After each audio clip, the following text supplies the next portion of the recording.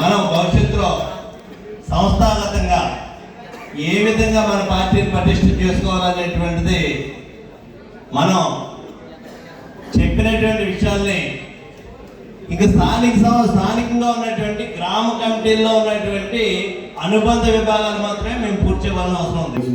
అన్ని మొదటి సంవత్సరం ఎప్పటి రెండో సంవత్సరం తూతు మంత్రం కింద చేస్తాం.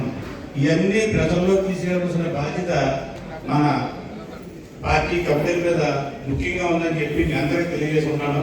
మళ్ళీ ఇంకోసారి తెలియజేయవలసిన అవసరం ఉందని చెప్పి మీ అందరికీ తెలియజేసుకుంటూ సెలవు తీసుకుంటాను. చాలా సంతోషం అండి.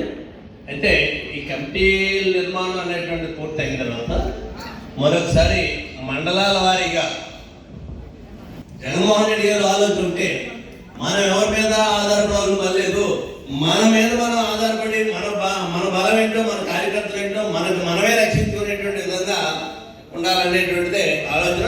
దాంట్లో భాగంగానే సోషల్ మీడియా అనేటువంటిది ఈ రోజుని ప్రతి ఓళ్ళు కూడా రాత్రి భాగంలో కాకుండా సెల్ చూస్తున్నారు.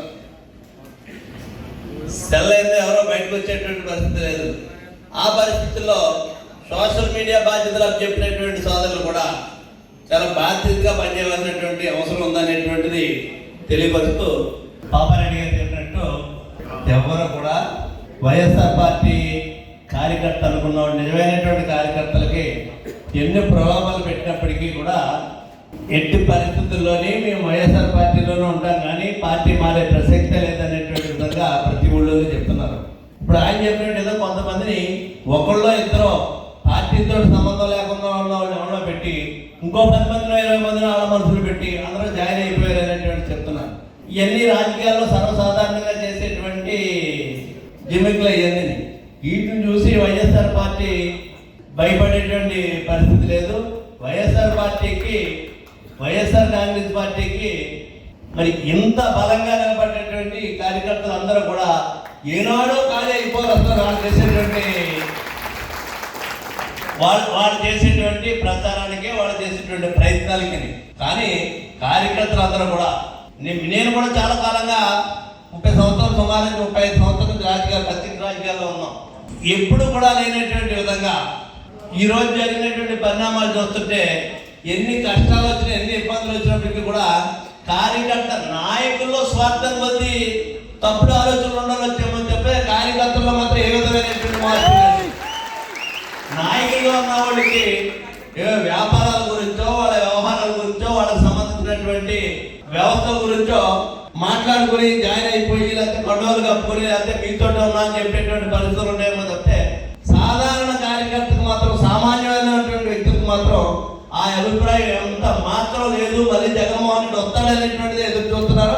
దానికోసమే కృషి చేస్తారనేటువంటి ఈరోజు మీ అందరికీ చెప్తున్నాను. అనేక సందర్భాలుగా అనేక విషయాల్లో మనం ఏ విధంగా ఎన్నికలు అయిన తర్వాత వాళ్ళు పెట్టేటువంటి ఇబ్బందులు ఏ విధంగా ఎదుర్కొన్నాం అనేటువంటి చూస్తున్నారు. భవిష్యత్తులో కూడా ఎప్పుడు ఏ కార్యకర్తకి ఏ సమస్య వచ్చినా, ఏ అర్ధరాత్రి గడైనా సరే మీరు పిలిస్తే మీ ఇంటికి వచ్చి నిలబడతారనేటువంటి మరొకసారి సందర్భంగా మీ అందరికీ కూడా మనం చేస్తూ అనేక రకాలుగా ఈ ప్రభుత్వం అప్పట్లో ఆయన ఏదో ముఖ్యమంత్రిగా జగన్మోహన్ రెడ్డి గారు ఒక ఆలోచన చేశాడు, ఒక ప్రయోగం చేశాడు వాలంటరీ వ్యవస్థ మీద.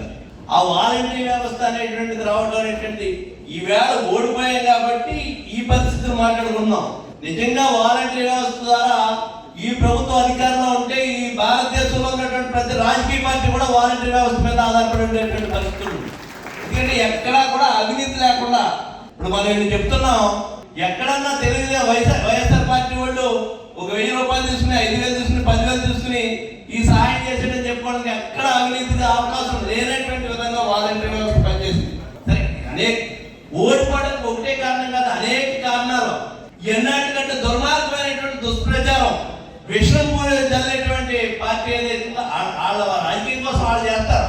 తప్పుడు రాజకీయాలు చేసి వాళ్ళని ఒక అబోధమైనటువంటి ఒక భూతం సంఖ్యలో చూపించేటువంటి విధంగా చేసినటువంటి ప్రచారం వల్ల ప్రతి ఇంటికి వెళ్ళి ఆ పేపర్ ఇచ్చి మీది ఓటీపీ నెంబర్ ఇవ్వమని, రేపు అకౌంట్లో డబ్బులు పడిపోతున్నట్టు, రేపే అకౌంట్లో వాళ్ళకి అధికారం లేదు, ఏమీ లేదు, రేపే అకౌంట్లో పడిపోతున్నట్టు మీ ఓటీపీ నెంబర్ ఇవ్వమని అడిగేవారు. సరే, పేదవాడు రూపాయలు వస్తాయంటే ఆశిస్తారు, దాన్ని తప్పట్టకపోతే మనం సరే జరిగిపోయింది.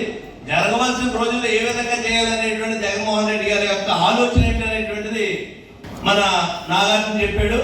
మేమందరం కూడా జగన్మోహన్ రెడ్డి గారితో అనేక రకాలుగా మాట్లాడినటువంటి సందర్భాలు ఉన్నాయి. ఒక ప్రయోగం అయితే చేశాడు, ఒక ఆలోచన చేశాడు ఆయన, సరే అది నడుస్తూ ఉంది. దాంట్లో తప్పనిసరిగా మార్పులు చేర్పులు నష్టపోయినటువంటి దానికి ఎందుకు నష్టపోయామనేటువంటిది గమనించాడు ఆయన. భవిష్యత్తులో ఏ విధంగా చేయాలనేటువంటిది మాతో మాట్లాడేటప్పుడు ఆ విషయాలన్నీ కూడా చెప్పడం జరిగింది. సరే ఏది ఏమైనా పార్టీ మీద మీకు ఉండేటువంటి అభిమానులతో మాట్లాడినటువంటి విషయాలకి మీకు ధన్యవాదాలు చెప్తూ